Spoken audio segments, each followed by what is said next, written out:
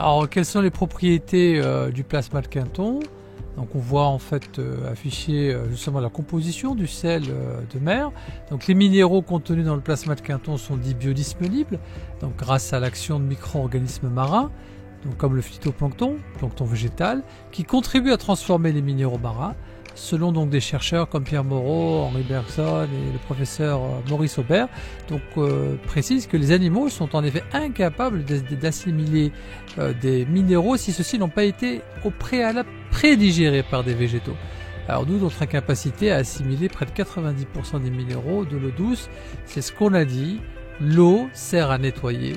Si on a besoin de minéraux et de la biodisponibilité des minéraux, il faut qu'elle soit apportée par une eau par des minéraux qui sont chélatés, et seule l'eau de mer permet en fait cette possibilité. L'eau de source comme l'eau minérale ne le permet pas, c'est une eau de nettoyage comme on l'a précisé lors de notre précédente vidéo. Autre propriété intéressante du plasma marin, donc les oligoéléments sont directement assimilables par l'organisme, sont sans transporteurs comme les picolinates ou les glycinates, du fait de la présence de l'eau de mer d'ions négatifs. Alors comment on prépare du Quinton isotonique soi-même? Si on a justement du Quinton hypertonique, donc faire son plasma isotonique, est bien une solution moins coûteuse que de l'acheter directement. Alors on prend donc un plasma marin hypertonique, ensuite on choisit une eau de source ou une eau minérale faiblement minéralisée, comme on l'a dit dans les précédentes vidéos. Le maximum c'est inférieur donc à 100 mg par litre, l'idéal c'est inférieur à 50, on a des eaux à 25, et le meilleur ce serait une eau passée par un filtre à osmose inverse. Donc ensuite on prend en fait cette eau, on prend une dilution comme on l'a précisé juste avant de 1/3 donc de plasma hypertonique à 2/3 d'eau de source, donc un volume pour 1/2 ou 1/3. Alors quels sont les bienfaits de l'eau de Quinton? Ils sont nombreux ces bienfaits. Le Quinton donc a l'avantage de recouvrir un vaste champ d'application. L'usage le plus courant est la revitalisation de l'organisme en nous fournissant des oligo-éléments lorsque nous en manquons. Elle nous aide à améliorer le métabolisme, à renforcer le système immunitaire. Elle est également un puissant reminéralisant, comme le disait le professeur Marc-Henri, si on a besoin en fait d'oligo-éléments.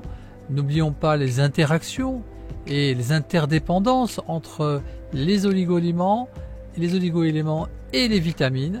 Donc si on a besoin d'un minéral en particulier, prenons-le dans cette synergie et ne jamais le prendre de façon isolée parce qu'il n'aura pas d'impact. Alors c'est une propriété, donc la propriété justement de cette reminéralisation permet de stimuler l'activité des cellules de l'organisme. Donc outre deux propriétés, elle possède de nombreux bienfaits.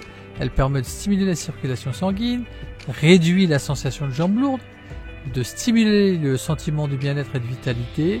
Elle lutte contre les fatigues chroniques. Parfois on peut justement avoir ces asthénies depuis très longtemps. Donc l'eau de Quinton vient justement apporter ces solutions. Les troubles de l'humeur ou encore les troubles de la sexualité.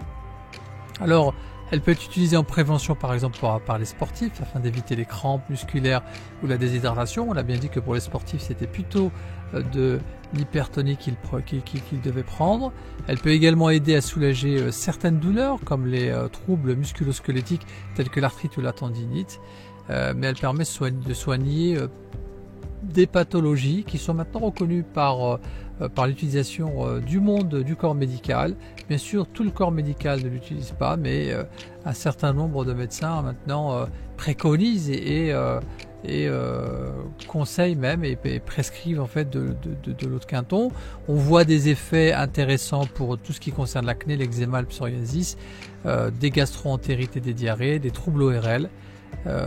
Donc voilà, il y a pas mal de choses à faire avec l'eau de Quinton. On sait que le docteur Luc Bobin et le docteur Marc-François Paillard, donc qui est lui un des grands spécialistes de la douleur, met régulièrement en avant les vertus de l'eau de mer qu'il prescrit d'ailleurs en fait à ses patients. Tous les deux de toute façon. Alors comment on prend l'eau de Quinton? L'eau de Quinton peut être administrée en ingestion, en injection ou en application locale. Alors en ingestion, le produit prend la forme d'ampoules buvables, de bouteilles ou de bidons. Il est recommandé de conserver le liquide sous la langue pendant environ 1 minute. Donc on prend l'ampoule. Bien sûr qu'il y a une partie qu'on va ingérer et une autre partie qu'on va garder dans la bouche, sous la langue pendant à peu près 1 minute, justement pour faciliter cette assimilation juste sous la langue de ces minéraux. Alors la posologie pour la prise d'ampoule est de 1 fois, donc pour un usage préventif, à 3 fois pour soigner une maladie par jour, en dehors des repas, sur une durée d'1 à 3 mois.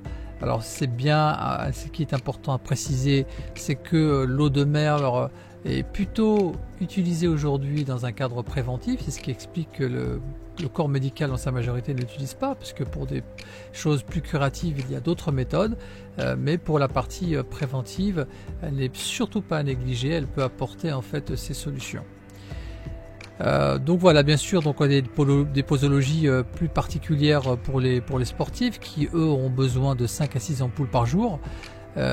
Voilà, donc on a aussi, alors particularité, ça c'est important de le savoir, une femme enceinte, les personnes qui souffrent d'hypertension, qui ont des problèmes cardiaques ou qui suivent un régime sans sel, donc doivent avoir un avis médical, et ça c'est très important. Et surtout important, c'est ce qu'on a précisé, ne jamais prendre de l'hypertonique pour ces personnes que l'on vient de citer. Alors en injection, là c'est que le corps médical qui est autorisé en fait à faire des injections sous-cutanées. Il y a une fédération qui réunit justement des médecins qui font ces injections d'eau de mer. Donc voilà, donc il vaut mieux se rapprocher pour ces injections en particulier. Et donc voilà. Donc après, quelles sont les raisons de consommer l'eau de mer? Donc il doit y avoir au moins 3 raisons. Alors quelles sont ces 3 raisons? La première, c'est que si on cherche à obtenir justement ces éléments dont on a parlé, interdépendants, qui sont dans le tableau périodique de Mendeleïev, on ne pourra pas les avoir en fait en buvant de l'eau de source ou de l'eau minérale, pour les raisons que nous avons évoquées dans les précédentes vidéos. D'autre part, on voit en fait émerger en fait une forme d'acidité excessive ou d'alcalinité excessive au niveau sanguin ou tissulaire. Il faut bien préciser que l'eau de mer vient rééquilibrer tout ça. Donc ça c'est sur au moins les 2 premières raisons. Et enfin, grâce justement à cette prise d'eau de mer au moins 1 fois par jour quand on en a la possibilité, ça permet une meilleure assimilation et un meilleur fonctionnement biochimique. Donc on voit que ces 3 raisons sont vraiment indispensables et primordiales pour le bon fonctionnement du corps humain, à ne pas négliger pour ceux qui ont la possibilité de prendre de l'eau de mer.